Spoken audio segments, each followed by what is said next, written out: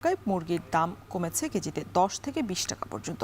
ডিমের দামও হালিতে কমেছে 5 টাকা। অপরিবর্তিত রয়েছে গরু এবং খাসির মাংস। এ নিয়ে আরো বিস্তারিত জানাতে পটুয়াখালীর কলাপাড় থেকে যুক্ত হয়েছেন জসিম পারভেজ।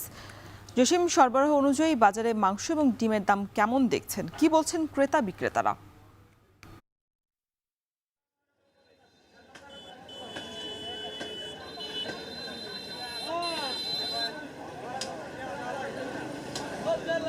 রসন, ক্রেতা এবং বিক্রেতারা বলছেন যে সকল মুরগি এবং মাংসের সরবরাহ রয়েছে সেগুলোর দাম কমেছে, আর যেটি সরবরাহ এবং চাহিদা বেশি থাকায় তুলনায় যে সকল সরবরাহ কম রয়েছে সেটির দাম বেড়েছে।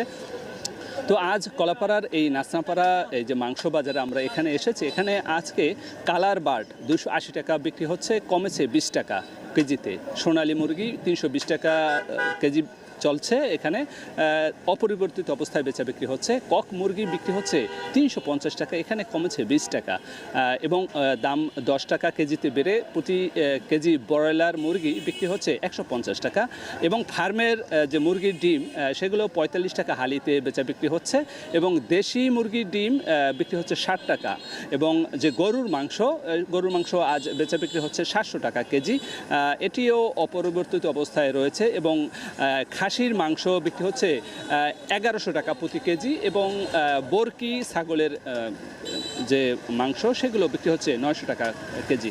তো এখানকার যে ব্যবসায়ী তারা বলছেন যে আসলে এখন কিন্তু সরবরাহ যেগুলো বেশি রয়েছে সেগুলোর দাম মধ্যে তুলনামূলক ব্রয়লার মুরগির দামটি বেড়েছে। এছাড়া সব কিছুর যে সকল কালার বার্ড, সোনালী মুরগি, কক সহ অন্যান্য যে প্রজাতির মুরগি রয়েছে সেগুলোর দামটা 10 টাকা করে কেজিতে কমেছে এবং গরুর দাম এবং খাসির মাংসের দাম অপরিবর্তিত অবস্থায় রয়েছে। এতে ভোক্তাদের মাঝে কিছুটা স্বস্তি রয়েছে।